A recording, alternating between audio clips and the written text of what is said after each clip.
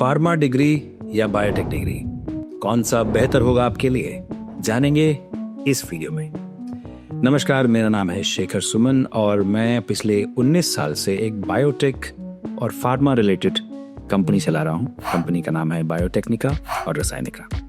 और आज के इस वीडियो में हम बात करेंगे बायोटेक वर्सेस फार्मा। तो बायोटेक डिग्री के बारे में तो हम हमेशा बात करते ही रहते हैं। आज शुरुआत करेंगे फार्मा इंडस्ट्री के बारे में। ये बहुत ही मुश्किल है कहना कि बायोटेक और फार्मा अलग अलग चीजें हैं। एक्चुअली दोनों बहुत ही ज्यादा आपस में जुड़ी हुई हैं, लेकिन फिर भी डिग्रियां क्यों अलग हैं? सिमिलर होनी चाहिए।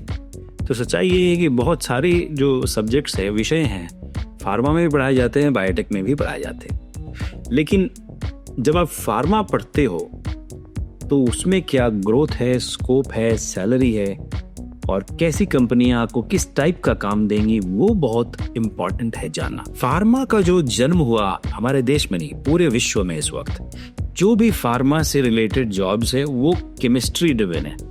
तो अगर आपकी केमिस्ट्री स्ट्रांग है तो ही फार्मा में जाइएगा, वरना रिस्क है, ये ध्यान रखिएगा। दूसरी चीज, अगर आपकी केमिस्ट्री स्ट्रांग है तो भी याद रखिए आपको केमिकल्स से खेलना है। केमिकल्स डेंजरस भी हो सकते हैं, तो वो चीज थोड़ी रिस्की हो सकती है। हालांकि बायोटेक में भी सेम रिस्क है, कुछ कम रिस्क होती है, बट हाँ, मोर और लेस रिस्क सेम ही होती है। अब नौकरियां जो हैं दोनों में ही बराबर सैलरी की मिलती है। ऐसा नहीं है कि बायोटेक में बहुत हाई सैलरी मिलेगी और फार्मा में कम मिलेगी।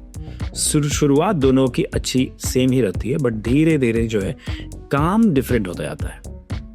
और सबसे इम्पॉर्टेंट चीज मैं ये कहूँगा कि काम बहुत ही इम्पॉर्टेंट है, क्योंकि आप जो काम लेबोरेटरी में खड़े होकर कर रहे हो, अगर उस काम से पैसे तो सेम मिल रहे हैं लेकिन आपको ग्रोथ अपॉर्चुनिटी कम मिल रही है तो प्रॉब्लम है।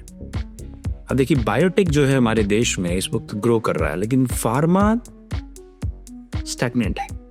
रेवेन्यू वाइज नहीं, लोग वाइज, कितने लोग वहां पर काम कर रहे हैं। अब मैं आपको ऐसे समझाता हूँ। फार्मा में 3 तरह की नौकरियां मिलती हैं: research and development, formulation and development और QA QC।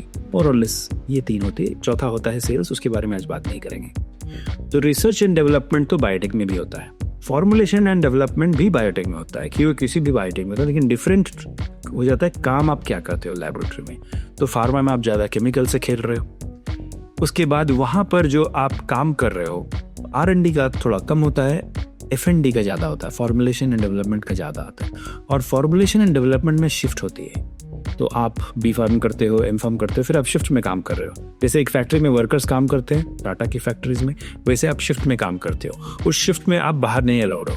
एक बार अंदर चले गए तो चले गए, आप बाहर नहीं आ सकते, क्योंकि जो दवाइयाँ बनती है उस एरिया को, उस फैक्ट्री के उस एरिया को बहुत ही ज़्यादा एसेप्टिक रखना पड़ता है ताकि कोई बैक्टीरिया वायरस नहीं आ जाए। तो अगर आप अंदर चले गए, आप मोबाइल भी लेके नहीं आ सकते हो।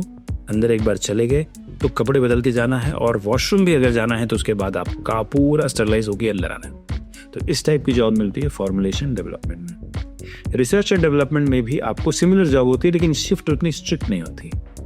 और QA QC में क्या होता है, जो भी प्रोडक्ट आ रहा है उसको रैंडमली चेक करना है, किसी में कोई कमी तो नहीं लगी, ये ढूंढना है। तो तीनों में सिमिलर होती है, लेकिन ज़्यादा काम जो होता है फार्मा में, फॉर्मुलेशन डेवलपमेंट में होता है, फैक्ट्री जैसा होता है। तो अगर आपको एक फैक्ट्री वर्कर बनना है तो फार्मा में जा सकते हैं। साइंटिस्ट बनना है तो फार्मा या बायोटेक दोनों में ही जा सकते हैं। तो बायोटेक डिग्री जब आप करते हो तो आप फार्मा में भी जा सकते हो, बायोटेक में भी जा सकते हो। लेकिन जब आप फार्मा डिग्री करते हो तो आप ज़्यादातर फॉर्मुलेशन डेवलपमेंट जैसी जॉब्स में जाते हो, जो कि एक फैक्ट्री वर्कर का काम है। वर्क लाइफ बैलेंस थोड़ी डिफिकल्ट होती है। सैलरी दोनों की शुरुआत एक ही होती है, लेकिन चूंकि बायोटेक ज़्यादा फास्ट ग्रो कर रहा है फार्मा से और लोग कम है बायोटेक में, तो इसलिए सैलरी ज़्यादा फास्ट बढ़ती है। अब आते हैं ग्रोथ पोटेंशियल की। इसमें आपको ऐसी चीज़ें सीखनी है बायोटेक में जो कि फार्मा में आप सीखते हो लेकिन थोड़ा कम सीखते हो। फार्मा थोड़ा स्टेबल होता है, बायोटेक थोड़ा ग्रोथ ओरिएंटेड है, तो बहुत सारी चीज़ें एक साथ कर रहे होते हो आप। फार्मा में इस वक्त आपको केम इन्फॉर्मेटिक्स करना बहुत ज़रूरी है, और बायोटेक में आपको बायो इन्फॉर्मेटिक्स करना बहुत ज़रूरी है, आर्टिफिशियल इंटेलिजेंस करना बहुत ज़रूरी है। ये 2 चीज़ें बहुत ही ज़रूरी है। मास्टर्स के बाद दोनों में ही जॉब्स मिल जाती है। PhD की जरूरत तभी आपको पड़ती है जब R&D साइंटिस्ट बनना चाहते हो, और अगर आप ड्राई लैब में जाना चाहते हो तो बायो इन्फॉर्मेटिक्स या केम इन्फॉर्मेटिक्स सीख सकते हो। अब सवाल ये है कि बेहतर कौन सा है। देखिए, बेहतर इस वक्त कहना बहुत ही मुश्किल होगा, क्योंकि दोनों में ही ग्रोथ की ऑलमोस्ट इक्वल अपॉर्चुनिटी। लेकिन अगर आप मुझसे पूछे कि मुझे 2 ऑप्शंस मिलते हैं तो मैं किसको चूज करूंगा, तो मैं बायोटेक के चूज करूंगा। इसलिए नहीं क्योंकि मेरी केमिस्ट्री वीक थी या स्ट्रांग थी, इसलिए क्योंकि अब फार्मा भी बायोटेक की तरफ ही जा रहा है। जो नेक्स्ट फेज ऑफ ग्रोथ है फार्मा में, वो बायोटेक ही है, क्योंकि केमिकल्स इन्होंने खेल लिया जितना खेलना था, जितने एंटीबायोटिक बनाने थे, जितना कुछ करना था कर लिया। अब उसके ऊपर कुछ हो नहीं रहा है, अनलेस की बाकायदा के इन्फॉर्मेटिक्स कुछ मैजिक कर लिया। तो बायोटेक में एक्चुअली ग्रोथ ज़्यादा हो रही है, इंडस्ट्री वाइज के फार्मा में थोड़ी कम हो रही है, इन टर्म्स ऑफ कि करियर ग्रोथ ज़्यादा है, क्योंकि फार्मा में ऑलरेडी बहुत सारे लोग ऑलरेडी घुस चुके हैं, तो वहाँ पर भीड़ ज़्यादा है। आप उस भीड़ का हिस्सा बनोगे तो ग्रोथ नहीं मिलेगी। लेकिन बायोटेक में उतनी भीड़ नहीं है जितनी फार्मा में है, और बायोटेक करके भी आप फार्मा में एनीवे जा ही सकते हो। अब सवाल ये उठता है कि बायोटेक में भी सबसे बड़ा स्कोप कहाँ है? जीनोमिक्स में है, बायोइन्फॉर्मेटिक्स में है। लेकिन प्लीज़ इस चीज़ को ध्यान रखिएगा, बीएससी तो आपको बायोटेक में करनी चाहिए, बीटेक आपको बायोटेक में करनी चाहिए, उसके बाद आप मास्टर्स आप बायोइन्फॉर्मेटिक्स या किसी भी चीज़ में कर सकते हो। फार्मा स्ट्रांग है क्योंकि एक्सपोर्ट होती है, लेकिन ये फैक्ट्री वर्कर वाली जॉब होती है, तो अब आप ध्यान में रखिएगा।